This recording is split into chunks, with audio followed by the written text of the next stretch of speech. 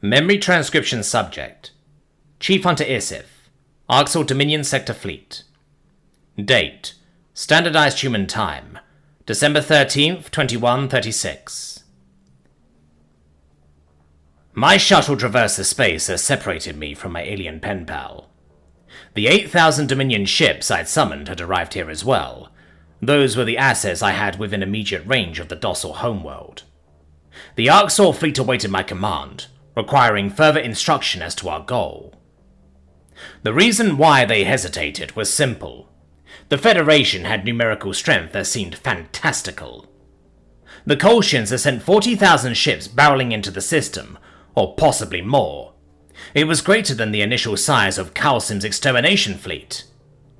I understood what Prophet Descendant Gizno had implied about the Prey powers being able to muster up numbers if they wanted to. The invasion of Malot's system involved an overwhelming show of force, per my initial readings. The more I performed the mental math, it was striking how easy these numbers would be for their assembly. With a mere 30 species having flipped to humanity's side, that left 270 races to pull resources and ships from. If all of those races contributed 140 ships, that gave the number we saw today. It's a mere fraction of their available resources to pull from. This is the tip of the iceberg for the Kolshians' might. The Dossile's defenses were steamrolled by the Juggernaut Armada, and the human ships seeking repairs didn't hold a candle to this astronomical force. General Jones was off her hunting pedestal if she thought I could stop this assault. Even our numbers were unlikely to achieve more, beyond delaying the Federation's end goals. But since I was already here, risking my cover, there had to be an attempt to rescue Felra. Felra is in an old Federation spot, a space station, which has a separate area for humans awaiting repairs, I muttered to myself. I was grateful that my shuttle had no company, so I could muse over how to locate her aloud. The Arxel ships around me grew restless now that I was in the system. They expected orders from their chief hunter soon, and it was a matter of time before the UN or the Federation noticed our arrival too. Was it my sentimentality that was telling me to interfere? My viewport zoomed in on Malot. The docile homeworld wasn't reflecting any antimatter damage. The Kolshians had the planet comfortably under control. After the Federation failed to subdue the Mazics, they'd ramped up their efforts. I could see the enemy sending shuttles down to Malot's surface, and realized that their goals were likely re-education. All Arxel ships, listen up! We are here at the request of the United Nations, who have the means to feed all of us forever! I barked into the Dominion's encrypted feed. Some of you were there on Earth, and you remember how well fed you were. For that reason, I expect your hunting efforts to avoid Terran-affiliated races.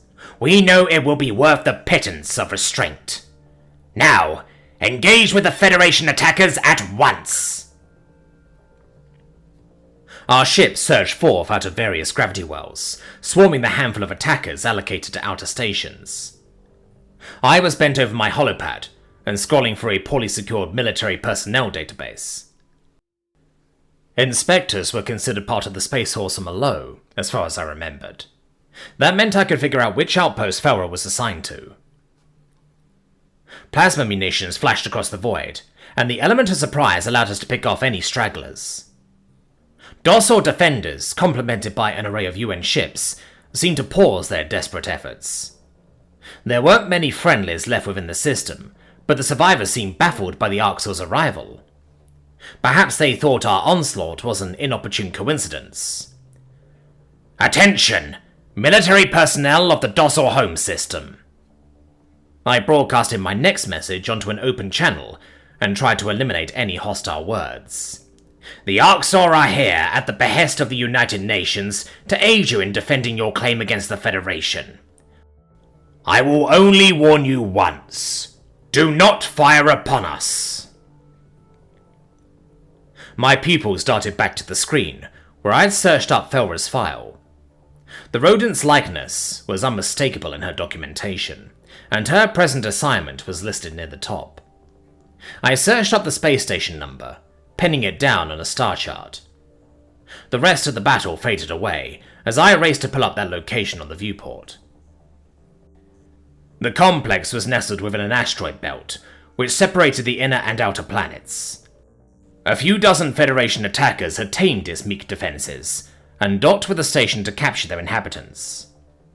The energy readings in the vicinity were fresh, suggesting that the Kolshians only put down spiteful human resistance in the past hour.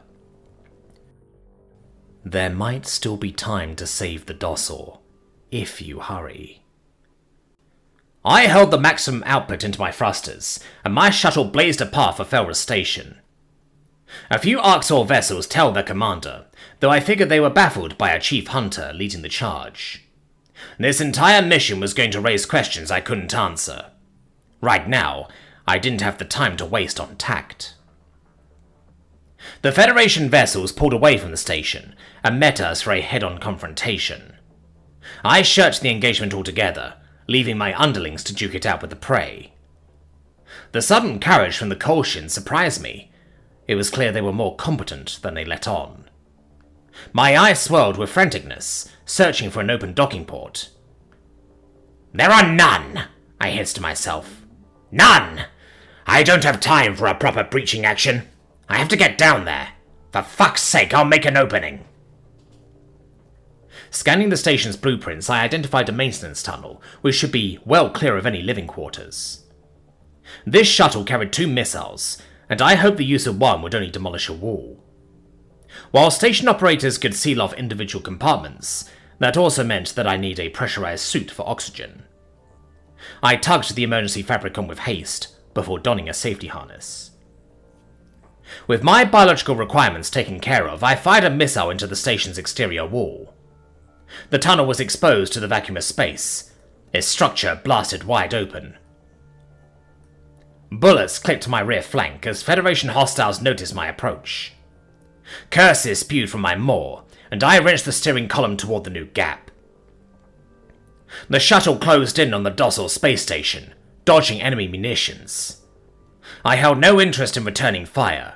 That would increase the amount of time it took to reach Felra.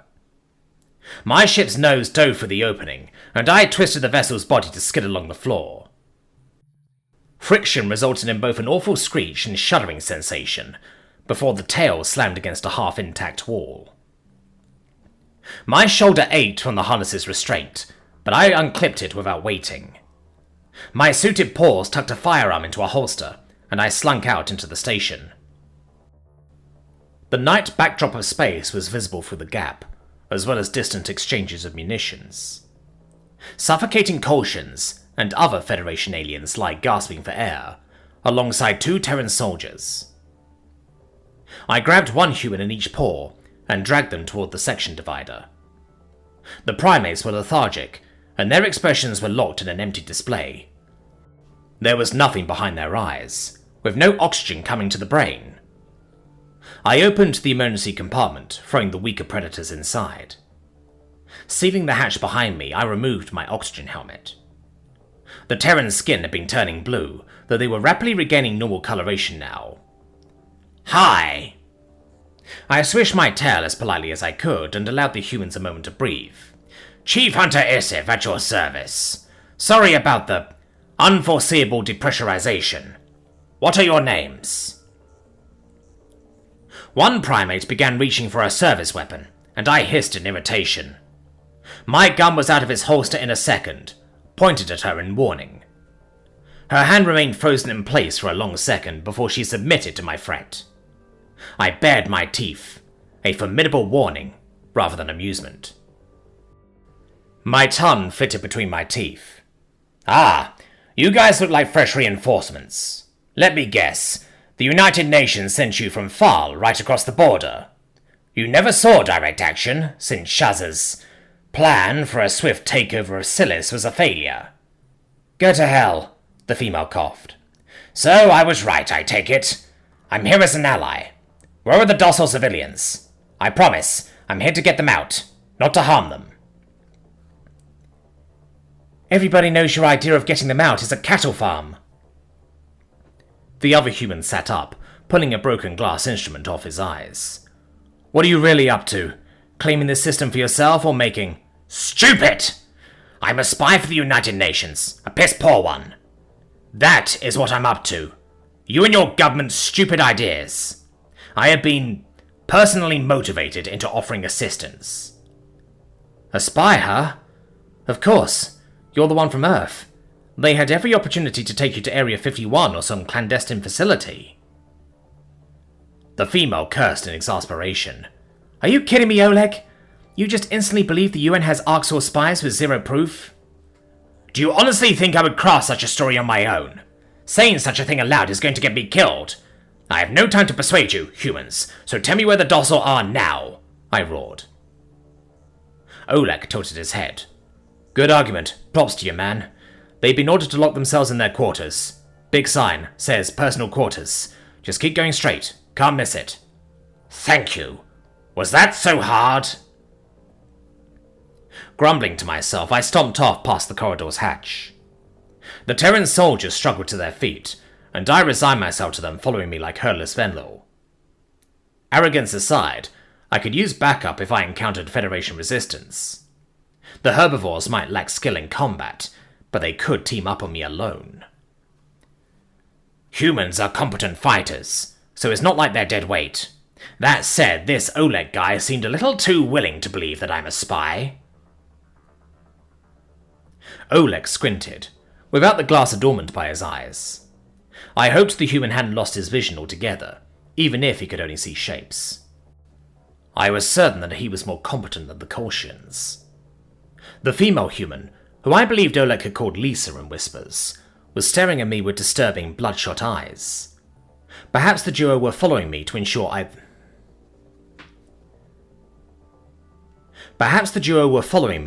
that I wasn't rounding up any docile. I scanned the perimeter for hostiles. How has your military experience been going? This was supposed to be a relaxing assignment after watching The Hartsham for weeks, Lisa complained. We were shipped here just in case, and the second we kick our boots off, in they come. Now the Arcs are here telling fantastical stories that sound like Oleg crafted them. Oleg cleared his throat. They hit all of our allies with a test invasion. I hope it's not like this everywhere. I've grown attached to some friends on Venlo Prime. My source says this is the primary target. Venlo Prime is fine, I replied. That's a relief. Say, Isif, the alleged secret agent, what convinced you to come here? You should tell us, since we're a team. We're not a team. Come on, you totally want to tell me. I've already told these two humans everything just to get Farah's location. They might as well know the truth if they're stalking me. They're going to notice that I know her. An internet chatting service. A dosser is my best friend, I growled. Lisa's eyebrows furrowed. What? I'd hardly believe you'd dare to make a story like that up. I would not, because it's insane. I scanned my visual translator over the text markings overhead, and did decipher the docile language as directions with arrows. Just as Oleg had promised, the crew quarters were located down the main corridor. The passage had been devoid of confrontation, but gunfire echoed from up ahead. That meant Federation soldiers had already reached the living areas. The Kolshians must have sent forces down from two angles. One boarding party had been held in the maintenance tunnel that I detonated. The other likely attacked from the other side, charging straight from the hangar bay to the quarters. Splitting up human defenders was rather tactical, for a species that didn't know the meaning of offense. Allegedly. Which one is your supposed pal? Lisa pointed to a piece of paper, which I assumed contained room assignments. Also, I see a few dozen Kolshians and count 3 of us. Maybe we should rethink our strategy. The prototype visual translator had no trouble with the roll call, which listed Felra as room 219. I committed the docile symbols for that number to memory, knowing her life depended on it. My firearm wavered in my paws, and I dropped into a hunting crouch. The humans crept along as well, lining up enemies in their scopes. My people scanned each door for their numbers, while I ensured that my steps were silent. I could see cerulean and violet Kolshians moving between rooms, and exiting the sedated docile. All I could hope was that Felra wasn't amongst those already captured. It would be next to impossible to spring her from the Federation re-education party. My gaze drifted several doors down the hall, one room past where the cautions were now. I pointed with a claw. That one. My whisper was almost inaudible, but the humans understood the message. These Terrans were rather cooperative. I wondered if it was since they could gang up on me, the second I made a move or was found to be deceitful. The primates often had a strange way of showing gratitude for saving their lives. I had hauled their oxygen-deprived bodies from the tunnel, yet they were likely calculating ways to kill me. I can respect it at least, unless I try to backstab them. I doubt they'll try anything stupid. Fighting the Federation is enough for now. Right now, the three of us needed to get past the Kolshian posse. The enemy soldiers stood between us and Felra's door. The thought crossed my mind to use the Terrans as a distraction, but I knew they'd see right through such suggestions. How were we going to reach my docile friend without alerting the invaders? A firefight seemed like the only solution, so I gestured for us to charge. My claw depressed the trigger, and I nailed two Kolshians in the back before they could react. Oleg and Lisa joined in on my fire, peppering any soldiers that couldn't find cover. The Federation got their bearings in a second, and hurled bullets back in our direction. We dropped down closer to the floor, crawling closer to Felra's door. Most hostiles had ducked inside the room they were currently raiding, but a few had moved on to the next quarters, room 219. I scurried past the first door, feeling static electricity as a bullet whizzed over my spine. Lisa offered suppressing fire, as a visually impaired Oleg scrambled after me.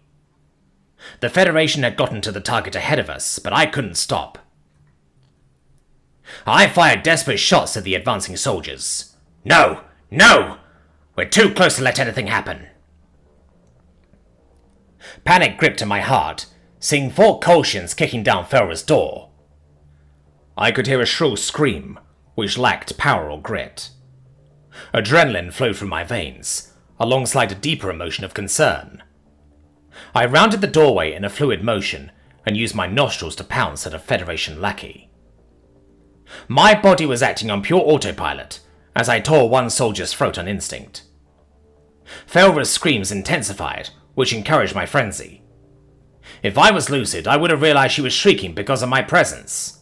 However, in my haze, all I could see was 2 Kolshians cornering her.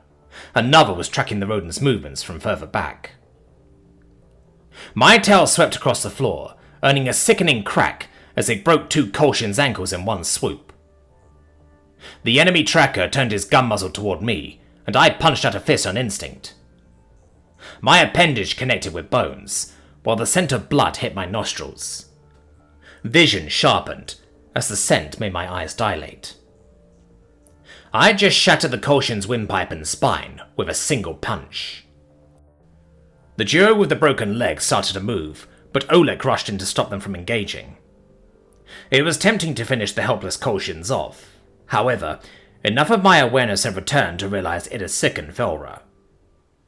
I strained to bottle the adrenaline, drawing ragged gasps. Help! Human!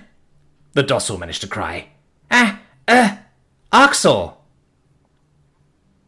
Oleg's eyes narrowed with suspicion. I thought you said she was your friend. I grunted, struggling to formulate coherent words. The blood was still rushing in my ears, causing my claws to twitch. It's complicated, is it not, Felra? What? How No. Additional horror lit up the docile's gaze, as her terrified brain arrived at the truth. Something told me that she'd placed a name to the Arxor, who was towering over her with a maniacal snarl. I possessed a keen awareness of the blood slathered across my claws and every scar and tooth fracture I had. The human watched from the sidelines, discerning enough of the subtext. Felra swayed on her feet. Scifi? Yeah. The docile's eyes widened further than should be possible, and she passed out onto the floor.